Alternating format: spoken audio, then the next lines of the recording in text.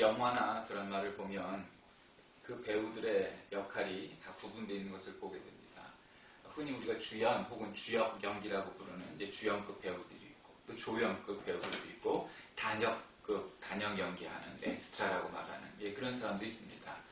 물론 스포트라이트가 그 주연급 배우들에게 집중이 되고, 또 간혹가다가 양념과 같은 아주 연기력을 잘 보이는 조연급에도 인기가 가곤 하지만, 단역에게 그 역할의 비중을 넘어서 사람들이 큰 관심을 갖기는 참 쉽지 않은 것 같습니다. 우리 일생에도 그런 것이 있는 것 같습니다. 형제 속에서도 역할이 있죠. 원래 성미도 그럴 수 있지만 타고나기를 큰아들 혹은 큰딸로 태어난 사람들은 그 역할을 감당합니다. 또 막내로 태어난 사람 혹은 둘째로 태어난 사람도 그 역할에 맞게 감당하게 돼 있죠. 뿐만 아니라 역사 속에서도 그런 자기 역할 혹은 자기 자리가 있는 것 같습니다. 요즘 1500만을 육박하고 있는 영화 명량에 보면 충무공 이순신이 나오고, 이제 거기는 권율자 얼굴이 주로 나오지만, 사실은 우리가 일반적으로 이순신 장군과 대비되는 인물은 원균 장군입니다. 우리 그 평택에 그 묘가 있죠. 또 영화 아마데우스에 나오는 볼프강 아마데우스 모차르트와 요세프 2세 궁정음악장에 있던 안토니오 살리에르가 이제 비교가 되는 인물이죠. 타고난 천재였던 모차르트는 무엇이든지 그냥 영감이 떠오르는 대로 오선지에다가 그리기만 하면 천재적인 작곡과 또 연주가 됐었던 사람이고, 열심히 노력했던 노력파 안토니오 살리에르는 죽었다 깨나도 모차르트를 쫓아가지 못하는 자신의 처지 능력을 늘 한탄했던 그런 것이 대목에 나옵니다.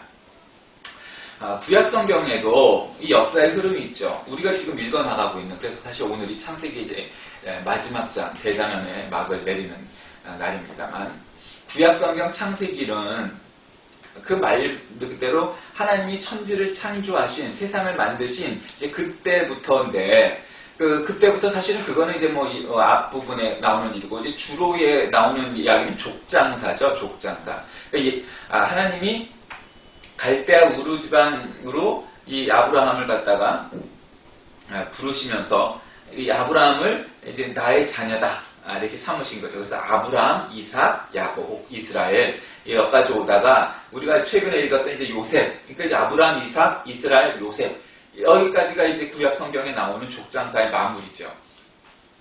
근데 우리가 잘 아는 것처럼 이삭, 이스라엘은 이제 장자거나 혹은 장자권을 갖다가 가진 사람들이었는데, 요셉은 장자도 아니었고 아주 저 밑에 11번째 아들이었고, 그랬음에도 불구하고 하나님의 놀라운 은혜로 이 시대의 세계 최고 최대의 제국이었던 애굽의 총리가 되는 그런 일을 겪게 되면서 이 창세기의 족장사를 이제 마무리하는 대목입니다. 한번 본문을 읽어가면서 참 요셉의 자리가 무엇인지 한번 다시금 마무리로 생각해 봅니다. 1절, 이일 후에 어떤 사람이 요셉에게 말하기를 내 아버지가 병들었다 하므로 그가 곧 두 아들 므낫세와 에브라임과 함께 이르니, 자, 내 아버지가 병들었다 하므로, 그러니까 이미 우리가 그 성경학자들, 성서학자들에 따르면 이미 애굽으로 건너올 때 이스라엘, 요셉의 나이는 100살이 넘은 나이였습니다. 그러니까 지금 150세에 가까운 나이가 되었던 겁니다. 그러니까 천수를 다 누리게 된 거죠. 그러니까 어떻게 합니까? 네 아버지가 병들었다 하니까 요셉이 두 아들 므낫세와 에브라임을 함께 이제 데리고 이제 그것으로 아버지에게 가는 거죠. 할아버지가 병들었을 때 아들과 함께 가는 거죠. 그러니까 효도도 그렇고 뭐든지 부모가 하는 그대로 좋은 것도 담고 좋지 않은 것도 담는 것이 자식이기 마련입니다. 근데 아버지가 병들었다 하니까 그 두 아들을 데려간 거죠. 효도의 차원의 문제도 있겠지만 이제 나오는 이제 또 다른 차원의, 즉 족장사의 믿음의 자리의 문제도 있습니다. 그러니까 그게 뭔지 이제 읽어 나가보면 압니다. 2절, 어떤 사람이 야곱에게 말하되 내 아들 요셉이 내게 왔다 하며 이스라엘이 힘을 내어 침상에 앉아 요셉에게 이르되 이전에 가나안 땅 루스에서 전능하신 하나님이 내게 나타나서 복을 주시며, 힘을 내어서 마지막에 침상에 앉았죠. 근데 보통 우리가 정말 이제 노환으로 돌아가실 분들이 침상에 앉는 법은 사실 잘 없죠. 무슨 요즘으로 얘기하면 우리가 무슨 유산이 뭐 어쩌다 이런 거란 모르지만 특별히 그렇게 유산을 그렇게 남길 필요가 없는 보통 분들은 침상의 이 노안으로 지금 다 죽어갈 마당에 앉지 않죠. 왜 앉았을까요? 이유가 있습니다. 그는 루스에서 전능하신 하나님이 내게 나타나서 복을 주시며 이렇게 시작하는 것입니다. 자, 루스는 어디입니까? 이 베델이죠, 베델. 하나님의 집, 떡집, 원래 이 베들레헴도 그런 뜻이 있죠. 그러니까 하나님의 집이란 뜻이죠. 그러니까 루스가 베델로 나중에 불리죠.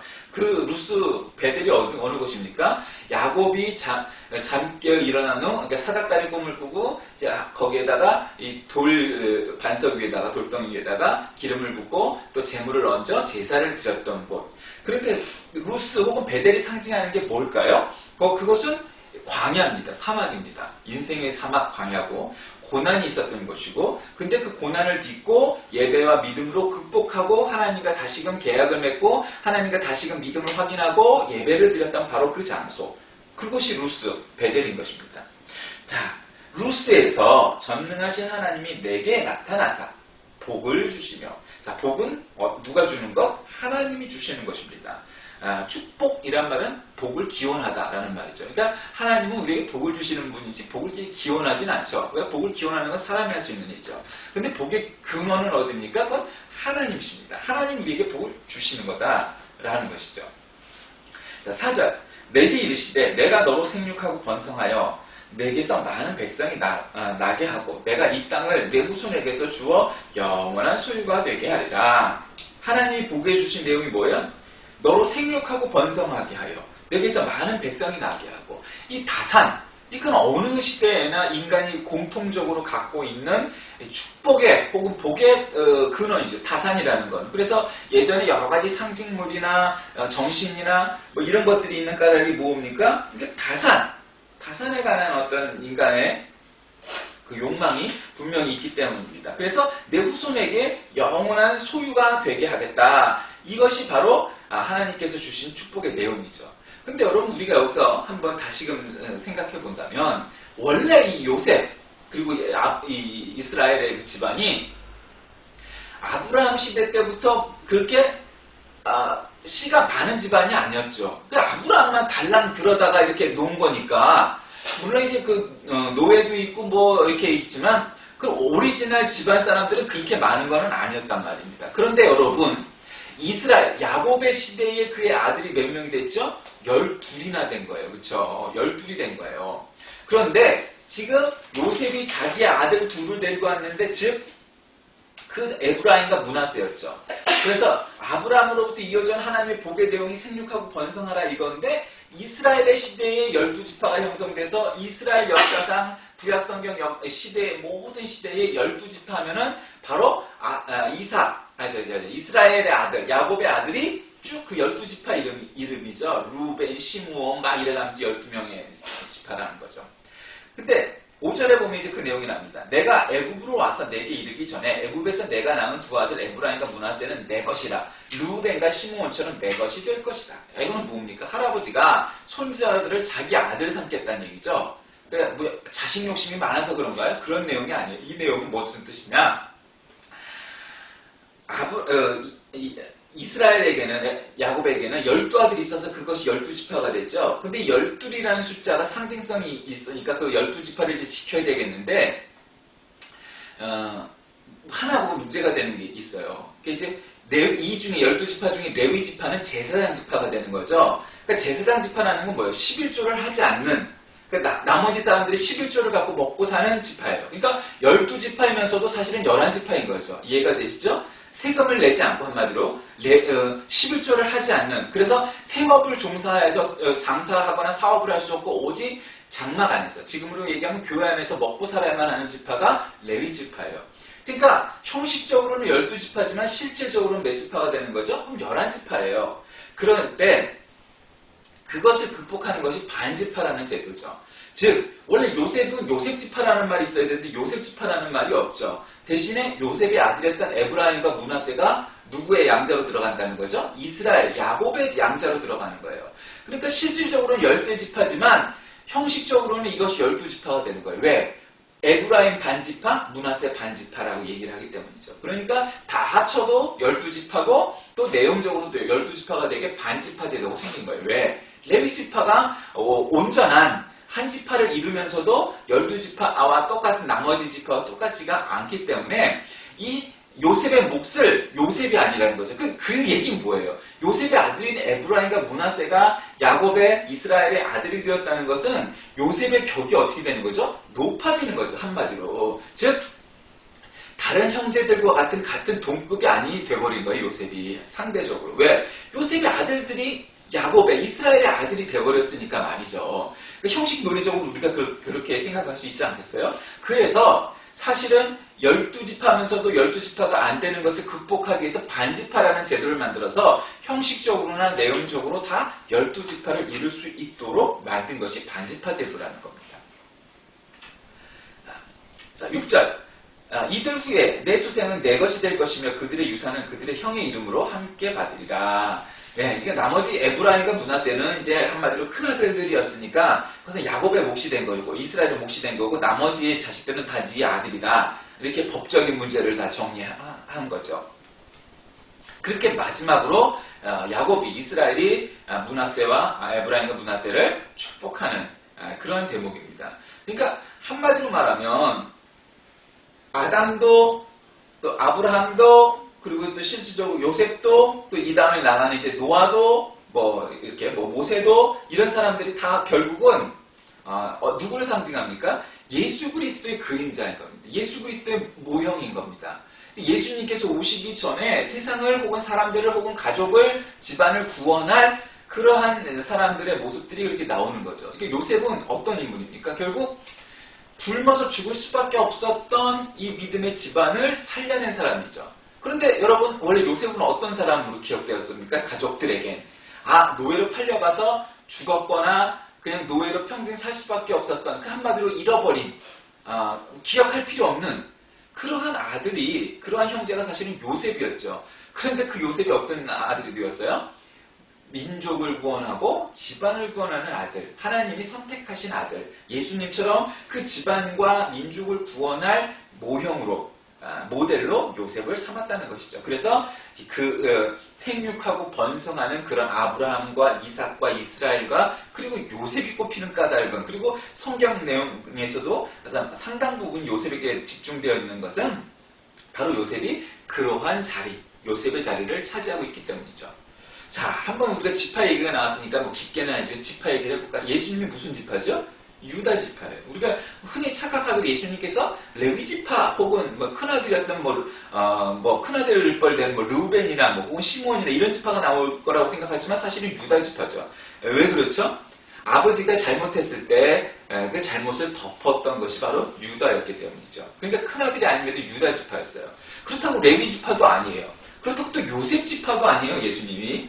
그러니까 그럼에도 불구하고 요셉이 막내에서 두 번째가 되는 거의 막내뻘 되는 아들이었음에도 불구하고 이 법통, 정통을 이어받는 아브라함과 이삭과 이스라엘과 요셉의 그것을 얻게 되는 거죠. 그러니까 우리는 여기서 뭘 알게 됩니까? 이 정말 수천 년 전에도 최소한 이것이 6,000년이다, 5,000년이다, 이렇게 말이 되니까, 이 시대의 사람들에게도 첫째 아들이었다, 둘째 아들이었다, 이런 것과 관계없이 그 법통을, 요셉이 이어받게 된 거죠. 뭘로? 믿음으로 이어받게 된 겁니다. 큰 아들이었던 사람도, 혹은 예수님에 속했던 유다 지파도 아닌, 혹은 레위 지파도 아닌 요셉에게서 바로 그런 법통을 이어받는 사람이 나오게 되었다는 것이죠.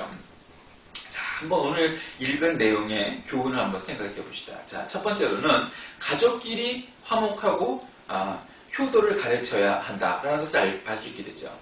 사람은 누구나 늙고 병들게 되어 있습니다. 그때 자기 자신만 간 것이 아니고 아들들을 데려갔죠. 효도는 가르치는 겁니다. 그리고 또한 단순히 효도를 가르치는 데 끝나지 아니하고 결국 그 아들들이 에브라임과 므낫세가 결국 자신의 자리인 요셉 지파를 반분하여서 에브라임 지파, 므낫세 지파를 나눠 가르칠 수 있게 된 거죠. 그러니까 그렇게 부모에게 효도하고 가까이 했던 자식이 복을 받게 됐다는 거죠. 둘째로 하나님의 역사는 기리고 가르치는 것입니다. 아브라함, 이 구약성경, 특히 창세기에 보면은 나는 너의 하나님이라 그러면서 뭐라고 그러죠? 내가 내 조상 아브라함에게 나타났던 하나님이라, 너는 아브라함에게 약속했던 나의 약속, 하늘의 별과 같이, 바다의 모래알같이, 뭐 구구절절히 옛날에 아브라함과 언약, 계약을 맺었던 그 내용을 하나님이 자꾸 리마인드 시켜주시죠. 왜? 하나님의 약속은 변하지 않는다는 것, 너희가 잊어버릴지라도 하나님은 약속을 지킨다는 것. 그 하나님의 역사, 그 다음에 하나님의 사역은 기리고 가르치는 겁니다. 우리가 주일학교 시절부터 하나님이 세상을 이처럼 사랑하사 성경 구절을 암송하고 또 성경 공부를 하고 지루한 것 같고 맨날 똑같은 성경도 자꾸 듣고 똑같은 내용 듣고 하는 게 뭐죠? 하나님의 말씀은 되풀이해야 되고 또 가르치고 계속 해야 되는 거죠. 네, 그겁니다. 반복이죠. 반복이에요. 여러분 사실은 그 나쁜 쪽으로도 공산당들도 그렇고요. 또 요즘 무슬림 쪽에서 이 전쟁들 일어나는 데서도 어린아이들에게 막 가르치죠. 너희들이 자폭하면 자살을 하면 천국에 가서 뭐 이쁜 여자 뭐 12명과 결혼하게 되고 뭐 이런 걸 가르친단 말이에요. 그 어려서부터 막 그런 걸 듣다가 내가 자살하고 내가 자폭해 죽어야 되겠다. 이러한 정신을 갖고 사는 것이 바로 그러한 이스라엘 무슬림 그 무장단체들이 가르치는 세뇌죠. 공산당도 마찬가지죠. 거기서 대학을 나오고 고위층에 있는 사람들도 나만이 잘 사는 걸 알면서도 그들의 그 말을 잘 좇는 거는 유치원 시절부터 모든 게 다 김일성 장군님이 주셨고 어쨌고 저쨌고 공산당이 최고고 이렇게 하다 보니까 그 바깥의 세상을 나가는 게 너무너무 무서운 거예요. 자신의 어떤 도구마를 만들고 자신의 바운더리를 만들어서 결국 그 세계를 못 나가는 게 인간이죠. 그런데 문제는 하나님의 말씀은 그렇게 가두고 부정적이기 위해서 되풀이되고 세뇌하고 하는 것이 아닙니다. 하나님의 말씀을, 하나님의 약속을 사람들이 자꾸 잊어버려요. 왜? 사람들은 기억력이 하나님 같지가 않아요. 그래서 성경 말씀에도 우리를 하나님의 말씀을 뭐 신비의 세계라 이런 말이 있죠. 마음의 세계라 이런 말이 있단 말이에요. 그래서 신비의 세계는 건데 그러지 않는다는 거죠. 그래서 되풀이 자꾸 하는 거다. 셋째로 고난은 예배와 믿음으로 이기는 것임을 가르쳐줍니다. 아까 그 루스, 베델 이야기가 나오죠. 결국 그건 뭡니까? 인생의 여정은 결국 고난이 있을 수밖에 없다는 거죠. 아주 그냥 잘 펼쳐진 그냥 뭐 고속도로 같고 아주 평온한 그 바닷길 같아서 그냥 아무 파도도 없이 그냥 여행을 끝났으면 참 좋겠죠. 누구나 다 바라는 거죠. 어느 누구나 그렇지 않은 인생을 바라는 사람이 있겠습니까? 그런데 인생은 그렇지 않대. 우리가 지금 구약성경 창세기를 읽었는데 아담서부터 아브라함 노아도 마찬가지였고요. 아브라함도 그렇고 이삭도 그다음에 이스라엘도 요셉도 여러분 지금 성경책에 나와 있는 주요 인물들 주역이 되는 혹은 주연이 되는 그런 사람들의 한번 삶을 되돌아보세요. 이름도 안 기록된 사람들은 어쩌면 고난이 그렇게 없었을 수도 있습니다. 그런데 우리가 이 성경에 많이 기록되어 있는 사람들의 인생을 이렇게 보면 어느 한 사람 인생이 정말 평안했겠구나. 정말 복받은 인생이구나. 어떻게 저렇게 아무런 그런 어려움 없이 일생을 잘 살다가 자손도 많이 낳고 적게 죽었을까? 여러분 그렇게 기록된 인물이 있나요? 구약성경 혹은 창세기뿐만 아니라 성경 전체에 그런 인물이 있던가요? 세계 인류 역사상 위대했던 인물들 가운데 정말 아무런 어려움 없이 그렇게 지냈다고 기록된 사람이 있을까요? 아마 별로 없을걸요. 사실 뒤집어 놓고 보면 아무도 없다 해도 과언이 아닙니다. 부잣집 아들로 태어나 시시낙낙 승승장구 그렇게 했다는 사람은 사실 그러면서도 위인이 되고 유명한 사람이 되고 위대한 일을 했다는 사람은 거의 없다고 해도 과언이 아닙니다. 즉 고난은 사람을 단련시키는 과정일 수밖에 없습니다. 그리고 또 원튼 원하지 않든 어려움은 그 어려움을 통해서 사람을 단련시키시죠. 그래서 성경에서는 내가 정금같이 나아오리라 이런 표현이 있지 않습니까? 고난은 사람을 정금을 만드는 겁니다. 우리가 이 무쇠를 만들 때도 그렇고 정금을 만들 때도 그렇고 모든 금속들을 만들어낼 때는 결국 뜨거운 불 속에 들어가서 풀무질을 해가면서 뜨거운 불 속에서 그것을 액체 상태로 만들었다가 다시 고체 상태로 하면서 정금은 그렇지만 특히 무쇠는 막 계속 두드리죠. 그러면서 다시 물에다가 집어넣었다가 다시 또 두드리고 수없이 반복이 돼야 정말 아주 사람들이 비싼 값을 치르고 살만한 그런 아주 좋은 연장 혹은 좋은 칼 같은 것들이 만들어지는 것을 보게 되죠. 그렇다는 거죠. 그러니까 누구에게나 고난은 있다. 그러나 그 고난을 예배와 믿음으로 이겨나가는 것이 믿음의 사람이 할 일이다 하는 것이죠. 마지막으로 요셉이 형들과 다른 자리를 차지합니다. 자, 오늘 말씀의 제목이 요셉의 자리였습니다. 여러분, 요셉은 큰아들도 아니었고요. 아빠가 가장 사랑하는 아들이긴 했지만 그것 말고는 그닥 내세울 것이 없는 아들이었을 수도 있습니다. 다른 형들은 더 체격도 크고 그랬을 테니까요. 그런데 요셉은 다른 형제들과 다른 한 가지 차이점이 있었습니다. 그런 꿈을 꾸고 있었고 그 꿈을 통하여서 하나님 나와 함께 하시는구나. 내가 어떤 속에서도 하나님이 나에게 주신 꿈, 그리고 하나님 내게 주신 말씀, 하나님 내게 주신 약속은 변치 않고 이루어질 것이구나 하는 믿음이 있었고, 결국 다른 형제들과는 다른 자리를 차지하게 되죠.